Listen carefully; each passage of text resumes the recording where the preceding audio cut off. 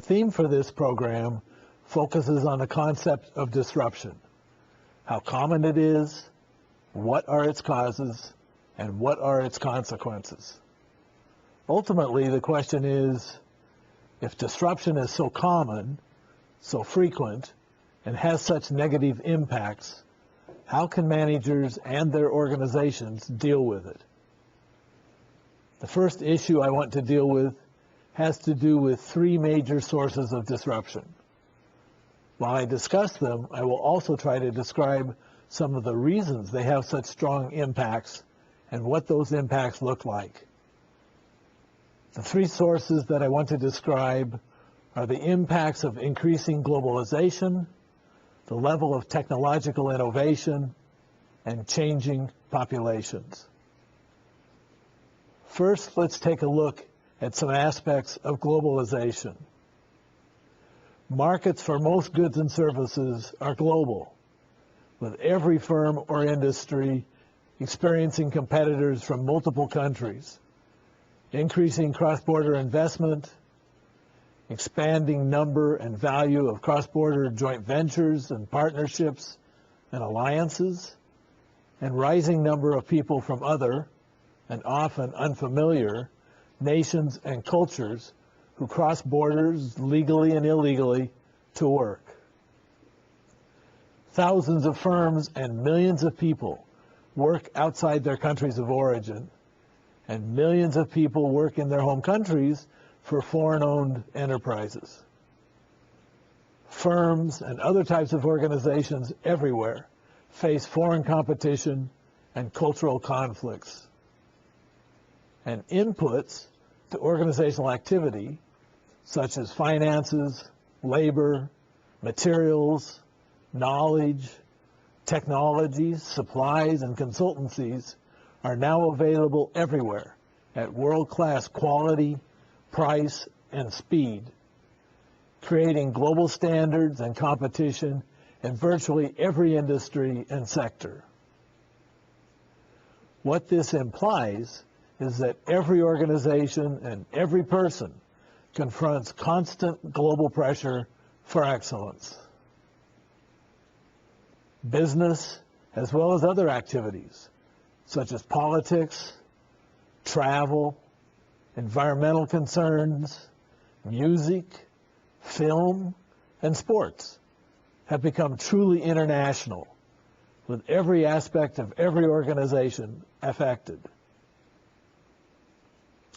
Internationalization is spreading faster than ever. It has led some observers to refer to it as the inexorable integration of people and cultures, markets, nation states, and technologies to a degree never witnessed before. These expanding connections between people, companies, countries, and cultures are real, they're powerful, all-encompassing, and increasing in importance. For example, the United Nations estimates that there are more than 82,000 large multinational enterprises with more than 870,000 affiliates that employ more than 77 million people worldwide. And this is not counting subcontractors and outsourcing. And these numbers grow every year. Even though the amount of new foreign direct investment dropped rather dramatically during the 2007 to 2009 global economic and financial crisis, it began to recover by 2010, and now it has recovered to the pre-crisis level. Even during the crisis, the economic and financial health of the major emerging markets, such as the BRICS countries, which is a term originally created to include the top emerging countries, Brazil, Russia, India, and China, to which South Africa has been added, remained fairly robust. Internationalization itself began with large firms, primarily from the major developed countries, primarily the US, the UK, Germany, France, and Japan, operating primarily in other developed countries.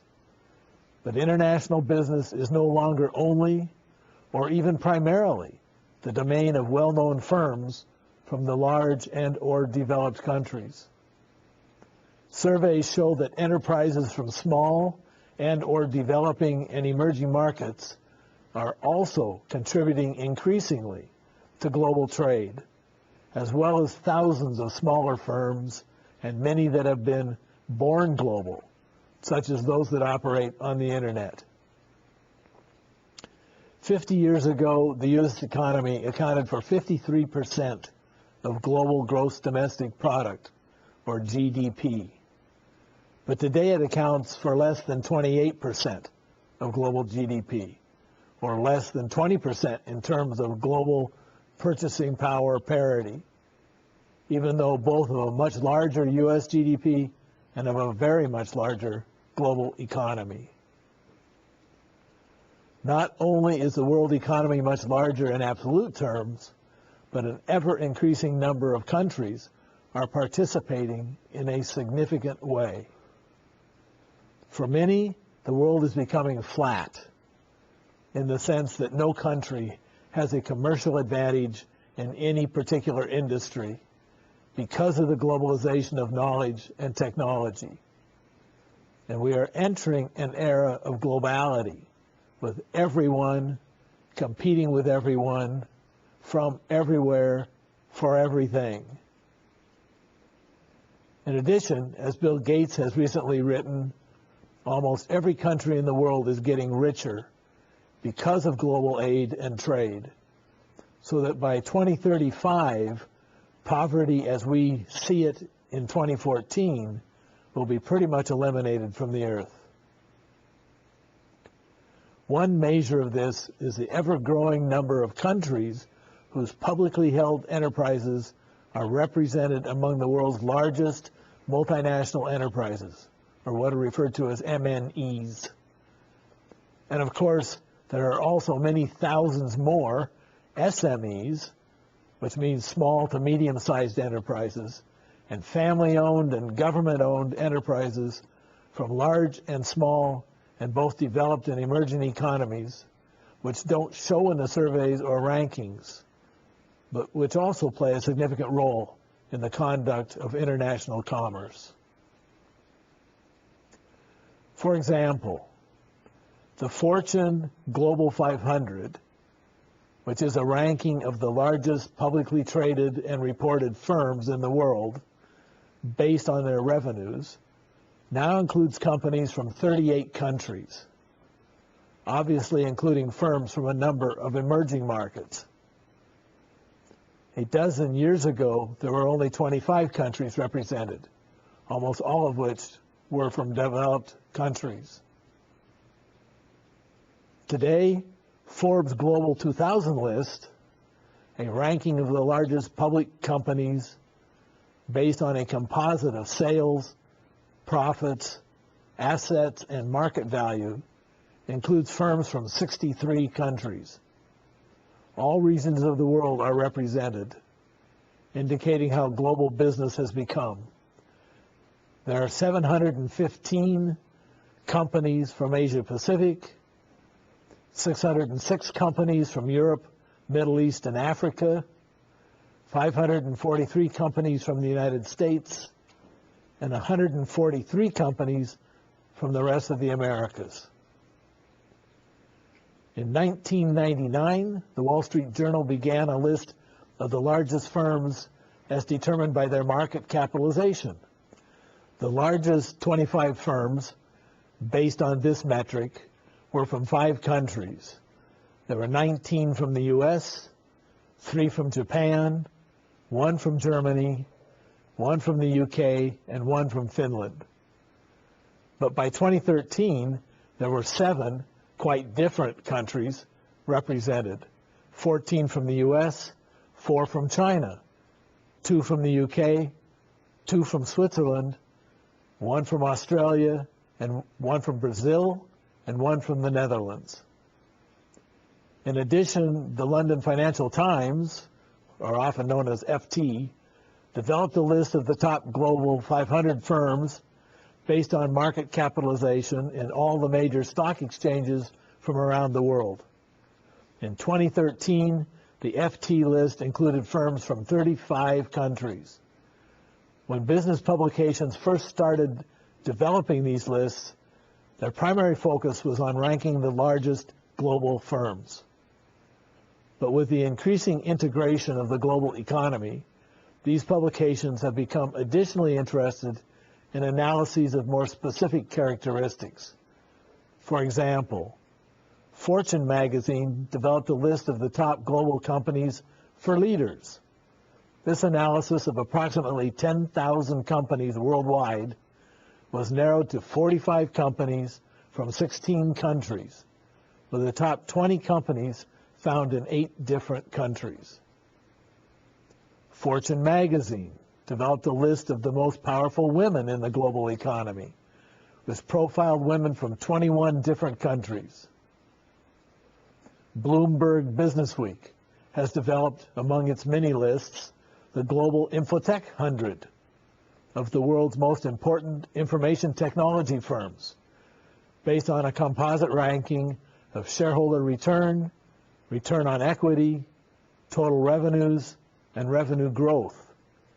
This list includes firms from 24 countries, large and small, developed and emerging. Bloomberg Businessweek has also developed a list of the 100 best global brands, which includes firms from 13 countries, which is also based on a composite score of marketing and financial data and expert evaluations.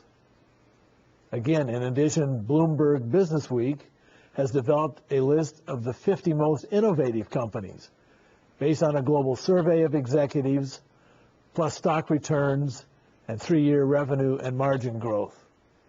15 of the top 50 are Asian, and for the first time since the rankings began in 2005, the majority in the top 25 are based outside the U.S.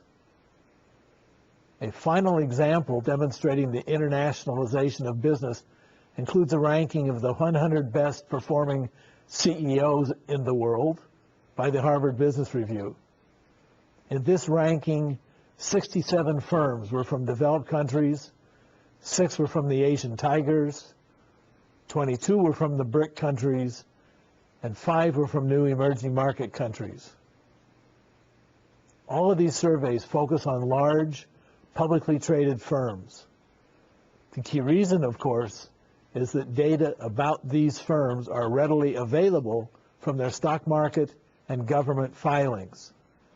The surveys do not, however, include private and family-held businesses or government-owned enterprises, no matter how large, because they do not typically publish their financial results.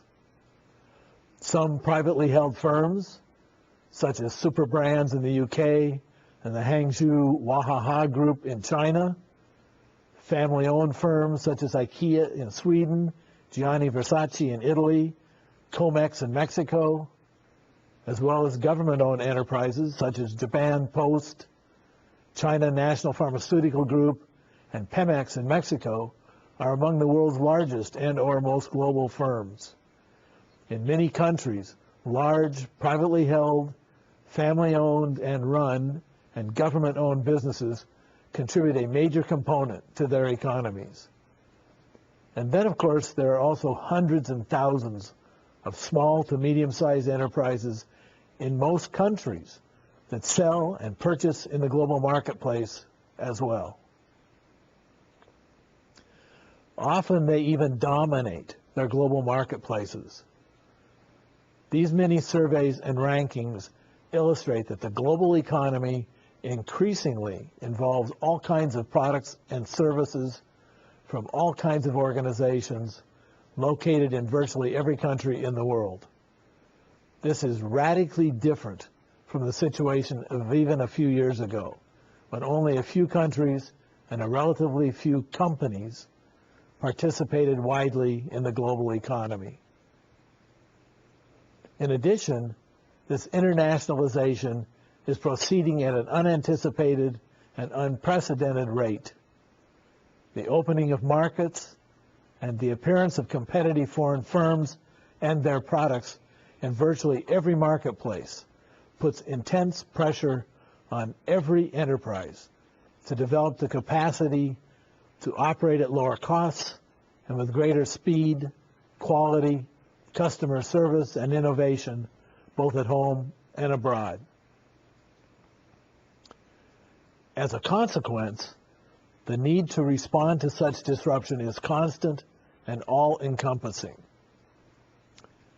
Now let's take a quick look at technological and communication advances.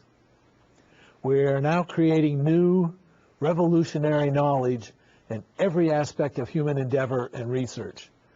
New products, new technologies, new services are changing the nature of every industry, even creating totally new industries, unimagined even a few short years before.